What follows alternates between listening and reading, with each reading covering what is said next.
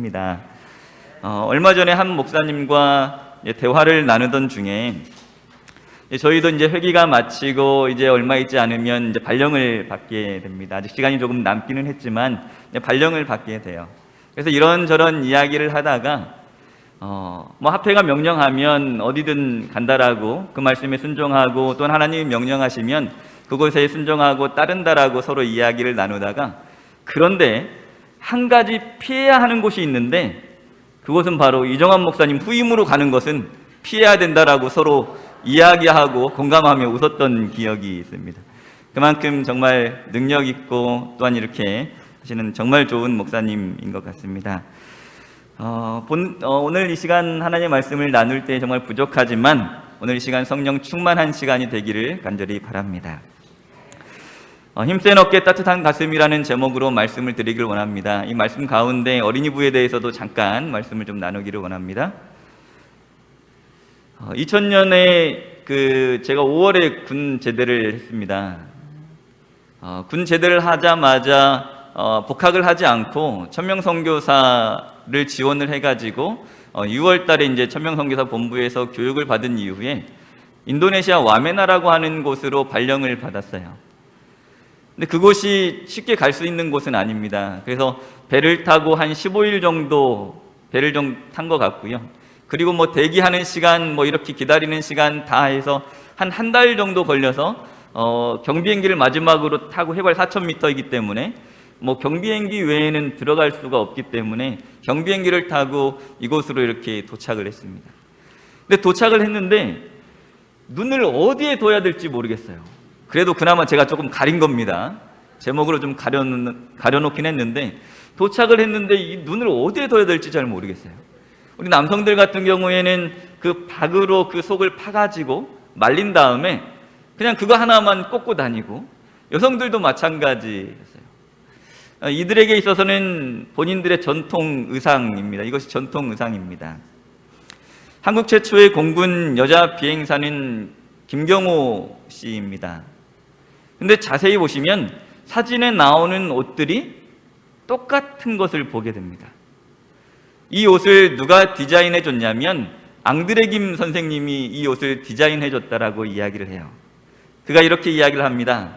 아름다운 하늘을 나는 사람은 특별한 옷을 입어야 한다. 그래서 이 앙드레 김 선생이 그녀에게 이 옷을 디자인해 준 이후로 그녀는 50년 이상 외출할 때마다 이 디자인의 옷을 입었다라고 이야기를 합니다. 저는 이 시간 특별한 옷에 대해서 또한 그 특별한 제사장의 특별한 옷을 통해서 예수님의 모습을 발견하고자 합니다.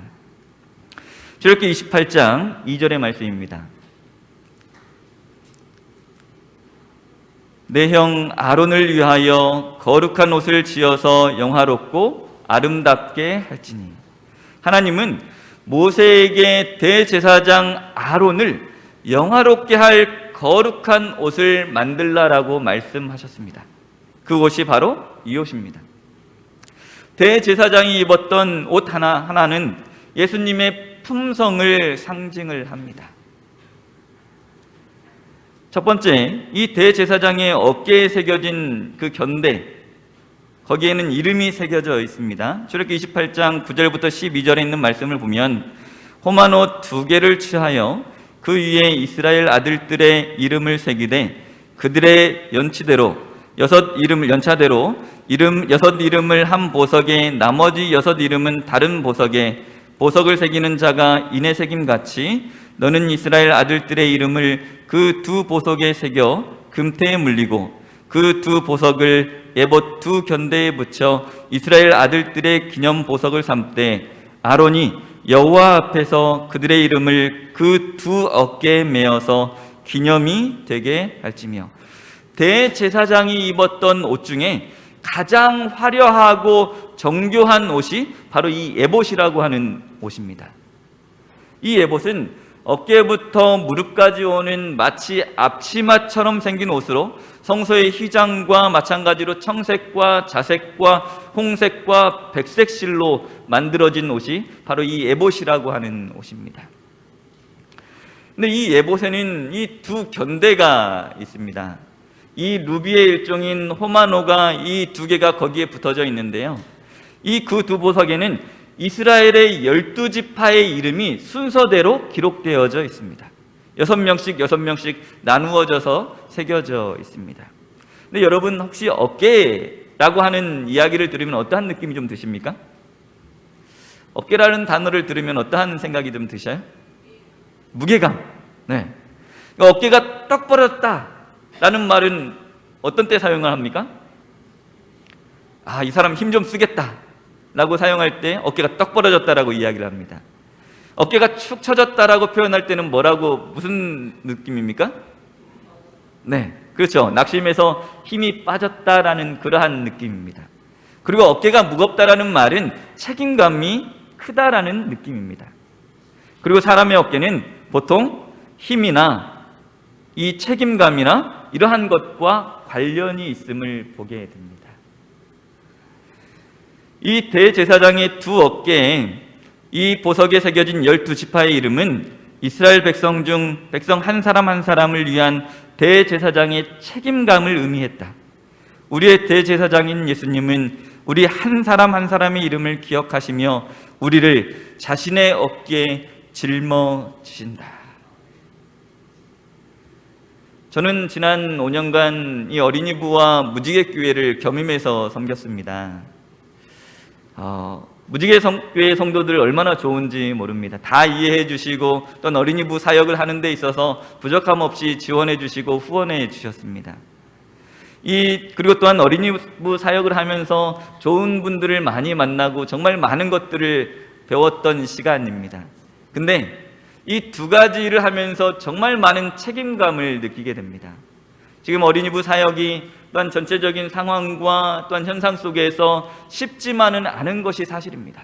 출산율이 저하되고 또한 결혼도 이렇게 점점 늦게 하게 되고 여러 가지 문제로 어린이 사역이 쉽지 않은 것이 사실입니다. 또한 교회를 겸임하고 있기에 교회도 많이 신경 써야 하지요. 지금 현재 무지개교회는 교회 건축 중에 있습니다. 이제 이사가 이제 곧 발령이 나기 때문에 이제 곧 이사를 하게 되는데 얼마 전에 또 이사를 했어요. 그러니까 또 얼마 있지 않으면 이사를 합니다. 근데 저 마음 같아서는 후임에게 이 헌당을 좀 맡기고 싶은 마음이 좀 있어요.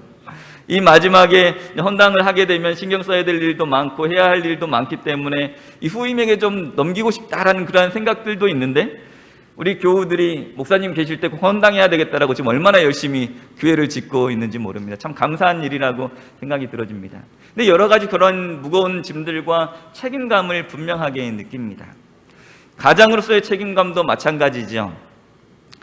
코로나19로 인해서 올해는 출장이 적었지만 작년까지만 해도 출장이 얼마나 많았는지 모릅니다. 어린이 부장들끼리 모여서 하는 말 중에 하나가 지난 5년간 같이 잔 횟수를 따지면 한 1년 정도 된다라고 이야기를 해요. 그만큼 출장이 좀 많았습니다. 출장이 많기 때문에 시간이 되면 이 아이들과 놀아주려고 얼마나 애를 쓰는지 모릅니다. 근데 둘째 아이가 이제 아들인데 이 아이가 운동을 정말 좋아해요. 근데 지난 무지개 교회는 이제 사택이 교회에 붙어 있었기 때문에 그리고 그곳에서 뭐 이렇게 축구를 하고 어떤 야구도 하고 할 수 있는 그런 운동할 수 있는 공간이 좀 있었습니다. 근데 지금 이사를 하고 난 이후에 그러한 공간이 하나도 없어요. 지금 겨울이기 때문에 밖에서 나가서 뭐 같이 운동할 수도 없고. 근데 이 아이가 저에게 이러한 부탁을 해요. 아빠, 나 권투 글러브 좀 사줘. 아빠랑 권투하고 싶어라고 이렇게 이야기를 하더라고요. 근데 고민이 좀 됐어요. 이게 권투하는 게 고민을 하다가 아이가 정말 너무나도 원해가지고 권투 글러브를 제 것 하나 구입을 하고 아들 것도 하나 구입을 해가지고 저녁마다 권투를 하기 시작을 했습니다. 근데 꼭 끝날 때 어떻게 끝날까요? 꼭 울면서 끝나요. 그런데도 매일 저녁 해달라고 이야기를 합니다. 그 모습을 보고 있던 엄마가 이 아이에게 물어봤어요. 아들, 오늘 왜 울어? 그랬더니 이 아이가 처음에는 이렇게 이야기해요. 억울해서 울어요 라고 이렇게 이야기를 해요. 뭐가 억울한데? 나만 맞고 아빠를 한 대도 못 때려서 너무 억울해요 라고 이렇게 이야기를 해요. 그 다음날 저녁에 또 권투를 하는데 또 울고 있습니다. 그 모습을 본 엄마가 질문을 해요. 너 또 왜 우냐? 라고 이렇게 이야기했더니 내가 지금 기분 나빠서 운다라는 거예요. 아빠가 약간 조금 깐족깐족대면서 이렇게 본인은 한 대도 못 때리고 있는데 때리니까 정말 기분이 나빠서 운다라는 거예요. 그리고 그 다음날 울면서 또 물어보니까 이번에는 아파서 운다는 겁니다. 그럼에도 불구하고 계속해서 해달라고 이야기를 해요. 이 아이들이 저에게는 얼마나 사랑스러운 아이들인지 모릅니다. 저에게 맡겨진 아이들이고 또한 제가 사랑하는 아이들이기 때문에 가장으로서의 정말 끝까지 책임을 져야 하는 것이 기본이라고 생각이 들어집니다. 한 초등학교 2학년이 이러한 시를 썼습니다. 엄마가 있어서 좋다. 나를 예뻐해 주셔서. 냉장고가 있어서 좋다. 나에게 먹을 것을 주어서. 강아지가 있어서 좋다. 나랑 놀아주어서. 그런데 아빠는 왜 있는지 모르겠다. 이 글을 본 아빠가 얼마나 충격을 받았을까요? 물론 아이와 함께 시간을 보내지 못한 아빠에게도 책임이 있지만 그렇지 못했던 이유가 사랑하는 가족을 먹여 살리기 위해서였을 수도 분명하게 있습니다. 스피치 강사 김미영 씨가 쓴 꿈이 있는 아내는 늙지 않는다라는 책이 있습니다. 그녀는 이 책에서 잠자고 있는 여성들을 일깨우고 있는데 그중 하나가 남편에게 힘을 실어주라는 것입니다. 이 책에 이러한 글이 나옵니다. 아내가 무서워지면, 퇴근하는 길에 갑자기 드라이브가 하고 싶어지면, 문득 돌아가신 아버지가 그리워지고 생각나면 남자에게 위기가 찾아온 것이다. 여기 계신 혹시 남자분들은 혹 이러한 상황은 아니십니까? 수많은 가장이 남들이 모르는 무거운 짐을 지고 있습니다. 엄마도 마찬가지이죠. 인생을 여러 가지 포기하면서 자식들을 뒷바라지하고 있는데 자식들은 엄마의 마음을 몰라줍니다. 수많은 엄마들이 무거운 짐을 지고 있습니다. 또한 우리 모두에게도 큰 책임감이 있습니다. 우리 사랑하는 아이들을 우리 교회에 또한 우리에게 분명하게 맡기셨습니다. 어떤 사람들은 이르기를 교회의 깊은 흉년기가 도래하고 있다라고 합니다. 왜 그럴까요? 교회 안팎으로 어린이 선교가 몸살을 앓고 있는 그러한 때입니다. 교회 밖으로는 출산율이 감소가 되고 또한 미래의 주역이 될 어린이들이 감소하고 있습니다. 여러 가지 정책이 발표되고 실행되지만 해결될 기미가 보이지 않습니다. 실제로 우리나라의 지난해 출산율은 14년째 OECD 최하위를 맴돌고 있습니다. 우리가 알다시피 한국은 이미 고령화 사회에 접어들었습니다. 그리고 2026년도에는 인구의 20%가 고령화된 초고령 사회가 될 것을 예견하고 있습니다. 한국교회 미래지도라는 책에 의하면 정부의 획기적인 출산 대책과 막대한 재정 투입이 이루어지지 않는다라고 한다면 2030년이면 인구의 24.3%가 노인인 사회가 되고 2050년에는 46%를 넘어설 것이다라고 이야기합니다. 교회 안으로도 다음 세대를 위한 교육이 그렇게 성공적이지는 않아 보입니다. 일반 개신교회 상태입니다. 일반 개신교회 예를 들면 이 일반 개신교회 가운데 대형교회를 제외하고 95%가 주일학교 모임이 줄어들거나 아예 사라지고 있다라고 이야기를 합니다. 어린이 수의 감소와 어린이 선교의 어려움은 재림교회에도 피할 수 없는 현실입니다. 우리 교회의 모습을 잠깐 살펴보면 10년간의 통계입니다. 안교수, 그러니까 안교를 운영하는 어린이 안교를 운영하는 그 안교수 자체도 이미 17%나 줄어들었습니다. 안교생 수도 예전에 비해서 15%가 감소했습니다. 어린이 교사 수도 마찬가지이고요. 어린이관 수도 마찬가지이고 평균 출석생 수도 16%가 줄어들었습니다. 수친자 수는 48%가 줄어들었습니다. 예전에 영어 학원에서 수친자 수를 그래도 많이 이렇게 냈었는데 이 영어 학원도 이렇게 쇠퇴하면서 수친자 수가 48%가 줄어들었어요. 여름 성경학교는 26%가 줄어들었습니다. 저희가 어렸을 때 여름 성경학교 하면 어때요? 그 마을에 그 북치고 이렇게 마을을 한 바퀴 돌면 정말 많은 아이들이 따라붙어서 같이 성경학교를 했던 그러한 경험들이 있습니다. 근데 이렇게 성경학교가 잘 진행되지 않습니다. 26%가 줄었어요. 반면에 안교 교과는 조금 늘었고요. 겨울 성경학교는 27%가 늘긴 했습니다. 이제 조금 강조하다 보니까 겨울 성경학교가 조금 늘긴 했지만 전체적인 수치를 보면 정말 떨어져 있음을 보게 됩니다. 우리가 미래 세대를 위하고 또한 미래 한국 교회를 위해서는 우리 아이들을 잘 양육하고 교육해야 할 분명한 필요가 우리에게 있습니다. 우리에게 책임이 또한 있습니다. 더군다나 어린아이들의 환경은 어떻습니까? 스마트폰이나 또한 여러 가지 미디어 매체에 정말 너무나도 쉽게 노출되어져 있지요.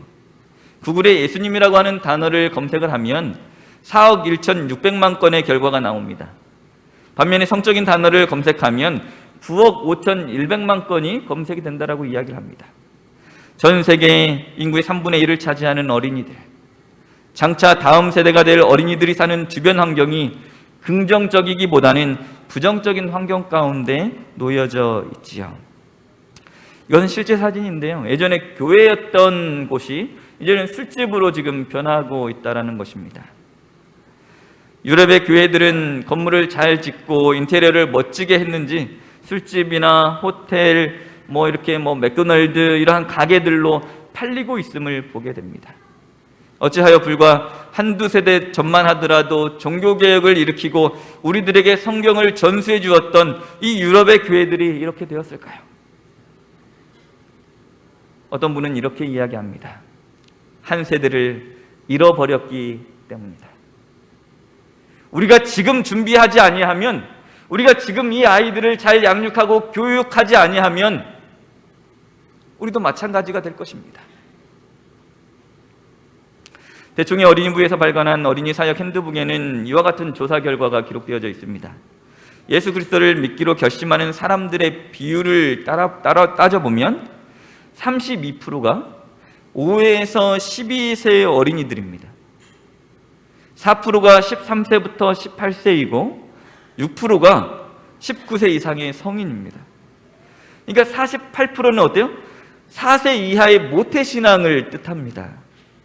다시 말씀드리면 어린 시절에 예수 그리스도를 개인의 구주로 영접할 기회를 놓친다면 나중에는 그 가능성이 훨씬 더 낮아진다는 것입니다.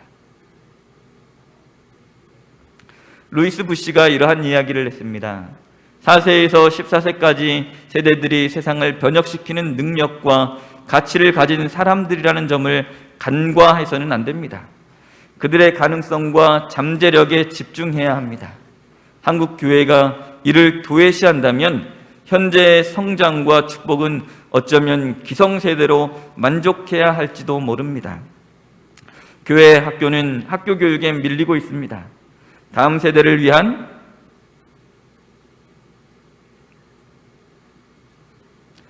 위에 교회가 아무것도 하지 않는다면 교회는 텅텅 비고 말 것입니다. 교회가 다음 세대를 사역의 우선순위로 삼지 않으면 노인들만 남게 될 것입니다. 부모가 나서서 말씀으로 양육하고 교회는 이를 지원해야 합니다. 그래도 우리 서중앙교회가 우리 젊은 자모들도 많이 있고 또는 우리 아이들도 많이 있어서 참 희망이 있는 교회라고 생각이 들어집니다. 우리가 정말 잘 교육하고 잘 양육해서 다음 세대를 준비하는 우리 서중앙교회가 되었으면 정말로 좋겠습니다. 근데 우리에게 이 책임감이 있는데 버틸 수 없으면 결국에는 무너질 수밖에 없지요. 지붕뿐만 아니라 사람도 지고 있는 짐이 버티는 힘보다 무거우면 무너질 수밖에 없습니다. 여러분이 지고 있는 인생의 짐과 책임감은 어떻습니까? 혼자 감당하기에 혹시 벅차십니까? 복음교육제 38페이지에 구주께서 세상의 비참함과 절망의 깊이를 아시며 또 어떻게 이것을 구제하는지 그 방법을 아신다. 그 짐이 무엇이든 상관없이 예수님께 내려놓기를 간절히 바랍니다. 예수님이 우리의 문제가 뭔지, 짐이 얼마나 무거운지 그 해결책은 무엇인지 다 알고 계십니다. 예수님의 어깨는 십자가를 지신 어깨입니다. 그 어깨는 우리의 모든 죄와 슬픔과 걱정과 염려를 넉넉히 질 수 있는 어깨입니다. 어려서 시골 집에 새 한 마리가 들어왔어요.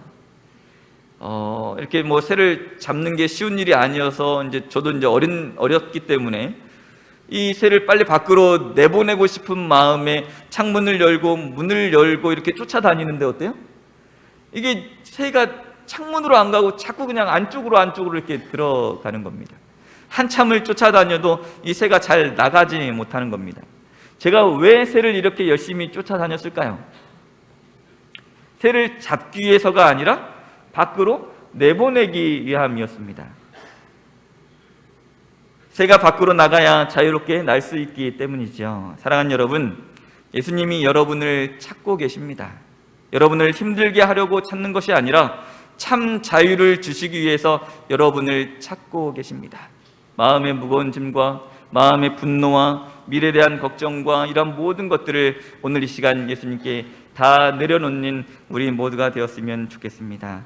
대제사장이신 예수님의 어깨는 우리의 모든 짐을 넉넉히 질 수 있는 분이기 때문입니다.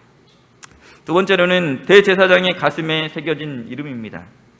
출애굽기 28장 29절의 말씀입니다. 아론이 성소에 들어갈 때에는 이스라엘 아들들의 이름을 기록한 이 판결, 흉패를 가슴에 붙여 여호와 앞에 영원한 기념을 삼을 것이니라. 이 대제사장의 그 에봇 위에는 정사각형의 조각 하나가 붙어 있었습니다. 이 대제사장의 가슴에 붙여졌기에 흉패라고 이렇게 불리우는데요. 흉패는 에봇과 같은 재료로 만들어졌습니다. 그리고 대제사장의 옷 중에서 가장 신성한 부분입니다. 근데 이 흉패에는 이스라엘 12지파의 이름이 새겨진 보석들이 3개씩 4줄로 나란히 박혀져 있습니다. 이 보석의 배열은 이 12지파의 광야에서 그 성소 주위에 장막을 칠 때 그러한 모습을 따랐지요. 이 대제사장의 가슴에는 이스라엘의 12지파의 이름이 항상 새겨져 있었습니다. 여러분, 가슴이라는 단어를 들으면 어떠한 느낌이 드십니까? 가슴이 뛴다라는 말은 무슨 말입니까? 가슴이 뛴다. 네. 살아있다. 네, 살아있겠죠. 가슴이 뛴다라는 말을 우리가 해석해 보자면 기쁨으로 설레거나 뭔가에 이렇게 긴장하고 있을 때 가슴이 뛴다라고 이렇게 보통 이렇게 많이 이야기를 하지요.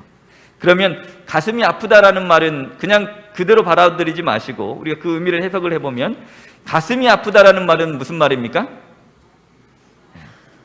네, 안타까운 장면을 보거나 경험했을 때 가슴이 아프다라고 이야기를 해요. 가슴이 답답하다라는 말은 어떠한 말입니까? 네, 속 시원하게 의사소통이 안 되거나 할 때 우리가 가슴이 답답하다라고 이야기를 합니다. 사람의 가슴은 정서나 마음과 관련되어져 있을 때 표현되는 단어이지요. 이 대제사장의 가슴에 이스라엘의 12지파의 이름이 새겨진 흉패가 붙어져 있었다는 것은 무엇을 의미했을까요? 대제사장의 가슴에 있었던 12지파의 이름이 새겨진 흉패는 이스라엘 백성 한 사람 한 사람을 대제사장이 가슴에 품고 있다는 것을 의미했다. 우리의 대제사장인 예수님은 우리 한 사람 한 사람의 이름을 가슴에 새기고 계신다. 사랑하는 사람은 가슴에 새깁니다. 2009년 5월 8일에 풀빵엄마라는 제목으로 다큐멘터리가 방송이 됐습니다. 소아마비에 걸린 이 싱글맘 최정미 씨에 대한 이야기였는데요. 이 최정미 씨는 두 어린 남매가 성년이 될 때까지 곁에서 정말 지켜주고 싶다라고 고백을 해요. 근데 방송을 찍으면서 이미 암 말기였기 때문에 결국에는 이 방송을 찍은 다음에 몇 달 후에 결국에는 사망을 하게 됩니다.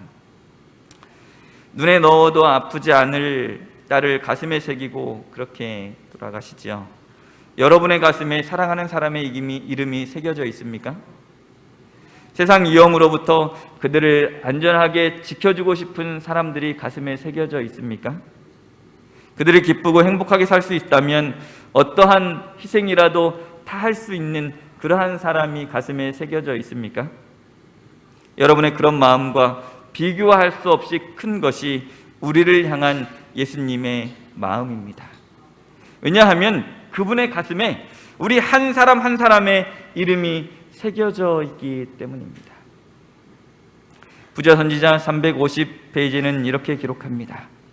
그와 같이 크신 대제사장이신 그리스도께서 죄인을 위하여 아버지 앞에서 그분의 피로 탄원할 때 회개하고 믿는 각 영혼의 이름을 그분의 마음에 지니신다. 서정윤 씨가 쓴 시 중에 사랑한다는 것으로 라는 시가 있습니다. 사랑한다는 것으로 새의 날개를 꺾어 너의 곁에 두려하지 말고 가슴에 작은 보금자리를 만들어 종일 지친 날개를 쉬고 다시 날아갈 힘을 줄 수 있어야 하리라. 많은 사람이 사랑한다라는 이유로 자기가 원하는 대로 사람을 움직이려고 합니다. 그러나 그것은 성경과 예수님이 말하는 사랑이 아닙니다. 사랑은 지친 사람이 쉬어갈 수 있는 보금자리를 만들어주는 것이 사랑입니다. 예수님의 가슴에 우리를 위한 결코 작지 않은 보금자리가 만들어져 있음에 감사하는 우리 모두가 되어야 하겠습니다. 거기서 우리는 세상에서 지친 날개를 쉬고 다시 날아갈 힘을 얻을 수 있습니다. 링컨이 암살당했을 때 그의 호주머니에는 작은 종이 조각이, 신문 조각이 하나 발견이 됩니다. 그 기사 내용이 어떠한 기사 내용이었냐면 아브라함 링컨은 역대 정치인들 중에서 최고의 정치인이라 할 수 있다. 그러니까 많은 반대 세력으로 정치 여정이 힘들었을 때 링컨은 그때마다 그 신문 기사를 보고 또 봤던 것 같습니다. 정말 날띠 낡은 그 신문 기사 한 조각이 이 링컨의 가슴에 꽂혀져 있었습니다. 지친 우리를 힘있게 살게 하는 것이 무엇일까요? 인정해주는 따뜻한 말 한마디 아닐까요? 격려해주는 희망의 말 한마디 아닐까요? 여러분은 그러한 따뜻한 말과 희망의 말을 어디에서 듣고 계십니까? 이 교회가 정말 그 따뜻한 말을 전할 수 있는 아름다운 교회가 되기를 간절히 바랍니다. 혹 다른 사람에게 듣지 못할지라도 예수님에게서는 꼭 듣는 우리 모두가 되기를 바랍니다. 예수님은 이 땅에 계실 때 아무리 가망성이 없는 사람이라 할지라도 희망을 주셨습니다. 그 예수님은 지금도 동일하십니다. 세 번째로는 대제사장의 가슴에 들어있던 우림과 둠밈입니다. 너는 우림과 둠밈을 판결 흉패 안에 넣어 아론으로 여호와 앞에 들어갈 때 그 가슴 위에 있게 하라. 아론이 여호와 앞에서 이스라엘 자손의 판결을 항상 그 가슴 위에 둘지니라. 이 대제사장의 흉패 안에는 두 개의 큰 보석이 들어 있었습니다. 하나는 빛이라고 하는 우림이었고 하나는 어둠이라고 하는 둠밈입니다. 완전이라고 하는 뜻의 둠밈이죠. 근데 우림이라고 하는 이 단어는 히브리어 알파벳 첫 글자 알렙으로 시작을 하고 둠밈은 이 끝글자 타우로 시작을 합니다. 그래서 우림과 둠밈을 이 헬라식으로 표현하면 알파와 오메가 있죠. 이것을 영어식으로 표현하면 A와 Z, G입니다. 현대에 아토즈라고 하는 차가 있죠. 그 이름이 from A to Z라고 하는 뜻입니다. 그러니까 우림과 둠밈을 통해서 하나님의 뜻이 대제사장에게 전달이 됩니다. 빛이 오른쪽에 우림을 둘러싸면 하나님이 승인하신다라고 하는 그러한 표시였고 왼쪽 둠밈이 어두워지면 하나님이 반대하신다라고 하는 그러한 뜻이었습니다. 따라서 우림과 둠밈은 하나님이 이스라엘의 결정자요 재판장이라고 하는 사실을 의미하고 있습니다. 대제사장이신 예수님은 모든 일의 최종적인 결정자이고 재판장이시다라고 하는 사실이지요.